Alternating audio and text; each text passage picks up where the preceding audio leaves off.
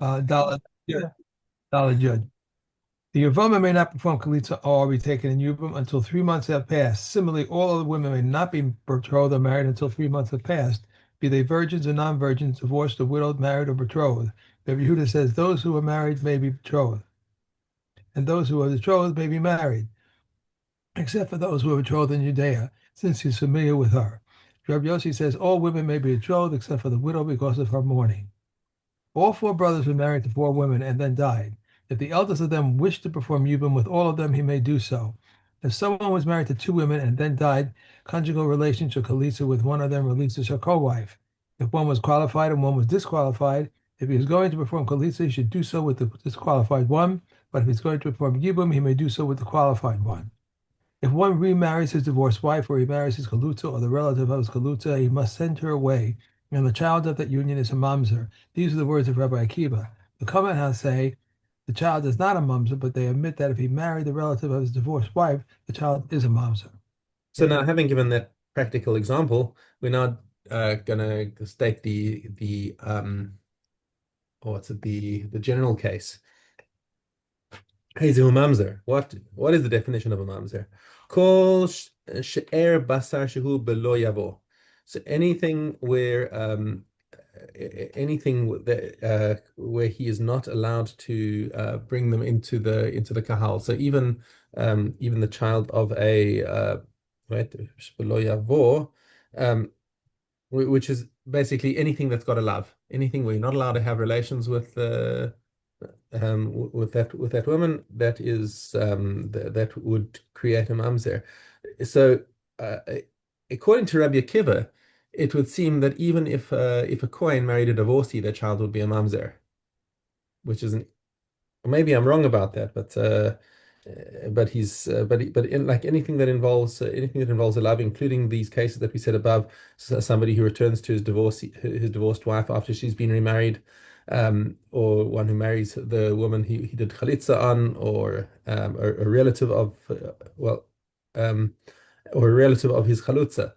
So all of these, Rabbi Akiva is saying the child is a mamzer. Shimon Does this, HaTzeimani, hmm? this mamzer identity hold today also? Is it Absolutely, mamzer is a din d'oraisa. okay? I wasn't sure if it's Yeah, held no, or we still do have. I mean, we do our very best to find heterim, how to remove the din of mamzer from a person if it's known. Um, but sometimes you just have no right. choice. If there was a woman who had an affair and had a baby from that affair, what you going to do? Assuming both men are Jewish and that she was properly married before. So I mean, what you might find is that they'll if she got married and then just left her husband and never got a get, and then started living with another guy and they had a child. What if somebody is trying to find a way to be married to the child? They'll try and look at the original kiddushin and check into the Aiden, check into the Rav, find some way of parceling the marriage.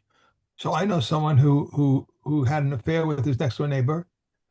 They had a child, then they got married, and so that child would be considered a mom's of them. She was Jewish, he was Jewish. And the first husband was Jewish. Yeah, Yeah, yeah. yeah. If the That is, if she did she get a get from her first husband before they had the child? I don't know. I don't know. So that if she got a kosher get, then we're good. If the original kiddushin was no good, then you can find a heter somewhere over there. Um, Okay.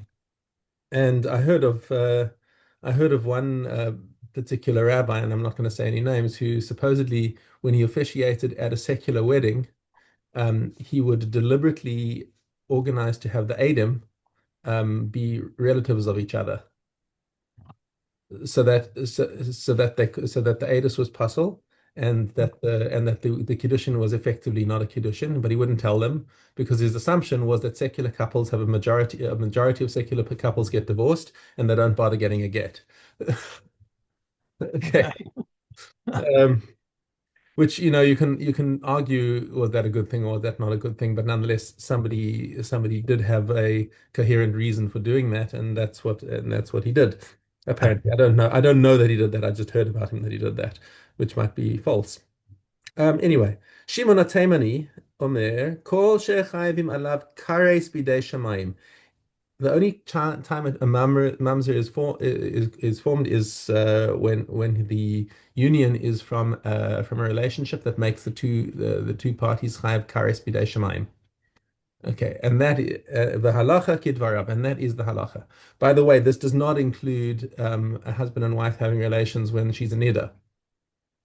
That's also chayav kares, but we're talking about where the relationship itself is intrinsically a kares relationship, not where the circumstances make it a kares relationship.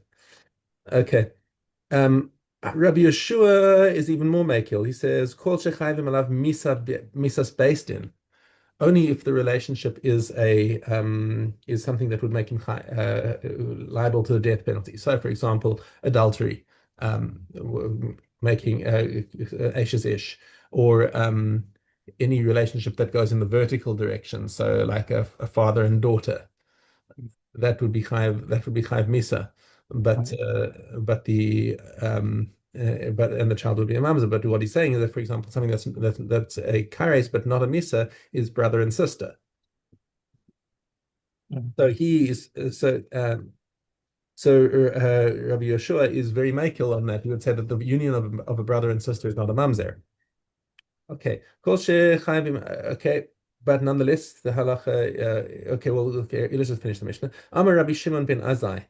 Matzasi Magilas Yochasin B'Yerushalayim v'Kasuba Ish Ploni Mamzer Me'eshes Ish. So he said there was a certain case where there was a mamzer, and he was born from the union of a married woman with another man. And the scroll said that he was a mamzer because he was from this union. L'kayem divrei Rabbi Yeshua, and he says that is consistent with Rabbi Yeshua's opinion. I'm not sure why that proves anything, because that's just kahava. If it had been from a brother and sister, it also would have said that. But the fact was that it was from an Ashes Isha. I'm not sure why Ben Azai says that this is a proof for Rabbi Yeshua, unless it's because of the fact that I actually stated it instead of just saying that he's a mamzer. They felt the need to state why he was a mamzer, as if to prove that it was from an Ashes Ish and not stem from a brother and sister or something like that. Okay. But nonetheless, the halacha does follow Shimon HaTeimani that it's for any relationship that involves kares. Ishto shemaisa. What happens if a man's wife dies? Mutar ba'achosa. Then straight away he's permitted to marry a sister. That is the explicit the thing in the pasuk that he's only usher to her during his wife's lifetime. Gersha v'meisa. What happens if he divorces his wife and then she dies? He's permitted to her sister. If she married somebody else and then died, it doesn't matter. In other words, it just really doesn't matter what happens in between. If his wife is his ex-wife or was married to somebody else's wife, and then she dies, now at this point he's permitted to a sister. Yevimto shemaisa. What happens if his Yevama dies? Mutar ba'achosa. Now he's allowed to marry her sister. Chalatzla. If he does chalitza for sure. If he does chalitza on the woman and then she dies, chalitza is the most makil, because chalitza, the isra of the relative of your chalutza, is drabanan. Okay. And then he's mutar ba'achosa. So all of that last statement, that last Mishnah, is just everything about her sister is permitted once she dies. Okay, Rabban Gamliel Omer ain't okay. Wow. Okay, let's before we get into this period, let me just give a little prelude to it. Need a bit of coffee to fortify myself for this one. Okay, this perek is also a quite a technical perek, and it is dealing with the situation of people who did the wrong thing. And we're trying to work out all configurations of people who just didn't know what the halacha was and just did dumb things. Um, all right, when you have a yibum situation, there are two outcomes that can happen min Torah. Yibum, chalitza. Those are the two valid actions min Torah. However, Chazal instituted two other things that can affect the status. I'm just going to use the broad term of affecting the status. There's mamar, which is the initial kiddushin, which before yibum, right? Which they said that's just that's a nice thing to do it like ki'ilu is kiddushin. So that is a rabbinic. It's a rabbinic kiddushin, and that is and they instituted that before yibum. And then there's get, which is what stupid people do or ignorant people do when they want to get rid of the Yevama and they don't know what the correct thing is to do. They didn't learn the halacha of chalitza. But nonetheless, Chazal said that giving a get is effective to do stuff. And we're going to get into that stuff in a minute. Okay, I'm just using stuff as a placeholder. Okay, so you've got the two doraisas, Yibum and Chalitza, and two dorabbanans, get and Mamar. Okay, and all of these affect the status of the woman or women who have been widowed. Okay. Rabban Gamliel Omer ein get achar get. Lo mamar acha mamar, lo be'ila acha bila, lo chalitza acha chalitza. So what he's saying is that when you have two of the same act in a row, assuming that there are two widows, right? So if there are two widows and he does a get to this one and a get to that one, Yibum if he does all of these acts, one followed by the other, he says the first act does stuff, the second act does nothing. Okay, what does that mean? Ein get acha get, meaning if he gives a get to one woman, the Chazal will say that, okay, so now that he's given a get to her, he's definitely not allowed to marry either of them because it looks like he started the chalitza process. And furthermore, he's going to have to, if he does chalitza to the other woman, then this woman that he started off with giving a get to, he's going to be asked to marry her relatives because it looks like this is the relative of his Gurusha.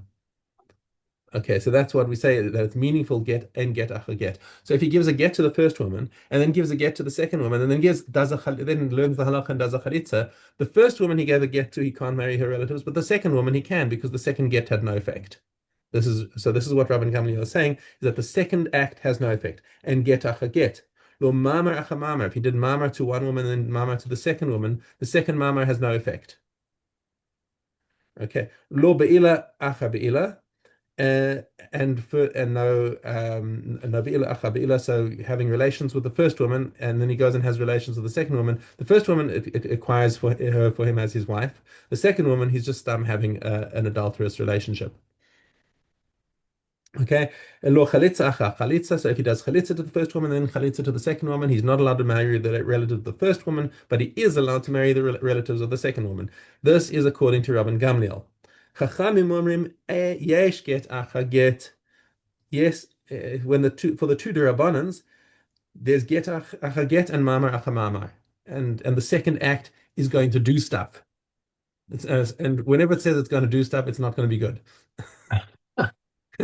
Okay, aval lo achar be'ila velo achar chalitza klum. But when you're talking about the daraisa level, once he's done the be'ila, which is daraisa, they agree with him that the second be'ila is just stam be'ila siznus, and the chalitza is a meaningless act because once he's done the chalitza, the entire thing has been completed min Torah. Okay, so now we start deep diving into cases over here. Okay, Ketzad Asamama b'yivimto. So he started out. So let's take the first one we're talking about is Mamar, and we're going to look at all of the configurations of what he did after after doing Mamar with the first widow. Asamama b'yivimto. Oh, he's going to. Oh, sorry. We're first dealing with only one Yevama. So if he did Mamar to one Yevama, and now afterwards Nasan Laget. So he changed his mind after doing the mama. He says, actually, I don't want to be married to her. So now he gives her a get. Well, that's done stuff nicely on the Durabanan level, but he must now still free her on the Daraisa level. She still needs a chalitza. Tzricha min a chalitza. Okay, simple enough. Okay. Same is true for the reverse case. Asa mamar. He did mama to her first, and then he decides, actually, I don't want to be married to her. So what does the Torah say? I must give her a chalitza. So he gives her a chalitza, but he's still got to undo the mamar. Therefore, tzricha him a get. Okay. Asa Mamar Ubal. What happens if he did Mamar to her and then he had relations with her? Okay, well, that's exactly what he's supposed to do. Hare Zok Mitzvasa. That is how you marry a woman after for by Yibum. Okay, and that is the end of that. That is the end of that story, and we'll carry on with some more cases of combinations of these actions tomorrow. Wow. Okay. Okay. Base test. One who brings a divorce from overseas and says it was written before me and signed before me, he may not marry the wife. If he declares he died, I killed him, we killed him, he may not marry the wife. But Yehuda says if he declares I killed him, his wife may not marry. We killed him, his wife may marry. A sage who prohibited a woman to her husband because of a vow may not marry her. However, if she refused to perform kalitza before him, he may marry her since he is in a court. If any of these had wives whose sisters died, they are permitted to marry them. And if any of these married others and were then divorced or widowed, they are permitted to marry them. All of these are permitted to their sons or their brothers. If there were four brothers and two of them were married to two sisters and two married to the sisters died, they require kalitza but may not be taken in yibum. If they went ahead and married them, they must divorce them. Right, Eliezer says, Beit Shammai says they may keep them, but Beis Hillel says they must divorce them. Okay. Okay. Wow. Okay. Uh, Tanis. Okay. Megillah, actually. Aleph What's Gimel. it? Gila. Aleph Gimel. What is considered a large town? Any in which there are 10 occupied men. If there are fewer than that, is considered a village. As regards these times, they said to advance rather than postpone, but the time of the wood offering of the Kohanim, the fast of Tisha B'Av, the sacrificial sacrifice, and the assembly are postponed and not advanced. Even though the sages said to advance the reading rather than postpone, eulogies, fasts, and gifts to the poor are permitted on the earlier dates. But Yehuda says, when may the reading be advanced? In a place where they enter the towns on Monday and Thursday. However, in a place where they do not enter the towns on Monday and Thursday, they may read it only on the proper date. If they read the Megillah during the first Adar and an extra month of Adar was added in the year, they must sign it and read it again in the second Adar. There is no difference between the first Adar and the second Adar except as regards to reading the Megillah and giving of the gifts to the poor. Okay. One more. Right. There is a difference between the laws applying to a holiday and those applying to Sabbath, except in the laws pertaining to food. There is no difference between the laws applying to Sabbath and those applying to Yom Kippur, except that deliberate desecration of one is punishable by man, and deliberate desecration of the other is punishable by God. Yeah, Shkolim. Um,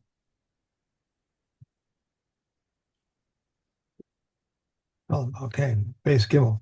If one collected coins and said, "Let these be for my half shekel," Beis Shammai said, "The remainder is placed in the collection chest marked the native offering." But the Beis Hillel says the remainder is unconsecrated. If he said, "I will bring my half shekel from these funds," they concur that the remainder is unconsecrated. If he said these funds will go for the purchase of a sin offering, they concur that the remainder is placed in the collection chest marked the native offering. If he said, "I will bring an animal purchase from these funds for a sin offering," they concur the remainder is unconsecrated. Says Brez Shimon, what is the difference between half shekel and a sin offering? Half shekels have a set limit, whereas a sin offering does not have a set limit. Rabbi Yehuda says even if half shekels have no set limit, but when Israel returned from the Babylonian exile, darkened were their shekels, and later Selim were the shekels. Until later, Tibayim were the shekels, and they wished to contribute dinas at the half shekels. Rabbi Shimon says to Rabbi Yehuda, nevertheless, they all gave a like amount, whether as in the case of the sin offering, this person gives worth one selah, another brings worth two selah, and another brings worth three selah. The remainder of funds were set aside for the half shekels is unconsecrated. The remainder of funds set aside for the purchase of the tenth of an ephah meal offering. The remainder of the funds set aside for the purchase of bird offerings of zavim, zavos, and women after childbirth. And the remainder of funds set for the side of purchase of sin offerings and guilt offerings. These remainders are to be placed in the collection chest marked the native offerings. This is the general rule. Whatever money has been set aside for the purchase of sacrifices to atone for a sin or guilt, its remainder is to be placed in the collection marked the native offerings. The remainder a fund set aside for burnt offerings to be used for the purchase of burnt offering. The remainder of funds set aside for meal offering used for the purchase of meal offering. The remainder of funds set aside for peace offerings used for the purchase of peace offering. And the remainder of funds set aside for Pesach offerings were used for the purchase of Pesach offering. The remainder of funds contributed to the offerings of Nazarites is to be used for Nazarites, but the remainder of funds contributed to the offerings of a specific Nazarite is to be placed in the collection chest marked with native offerings. The remainder of funds contributed for the reciprocation of poor people is to be used for the poor people, while the remainder of funds contributed for the sake of a specific poor person is to be given to that poor man. The remainder of funds contributed for the ransom of captives is used for the ransom of captives, but the remainder of funds contributed for the ransom of a specific captive is to be given to that captive. The remainder of funds contributed for the burial of the dead is to be used for the burial of the dead, but the remainder of funds contributed for the burial of a specific dead person is to be given to his heirs. The mayor says the remainder of funds contributed to the burial of a specific person is to be held in escrow when Eliyahu comes. Rav Nosson says, with the remainder of funds contributed for the burial of a specific dead person, they build a monument for him on his grave. Okay, we're going to have to stop there because we have 3 more sectors left and I need to go. Okay. But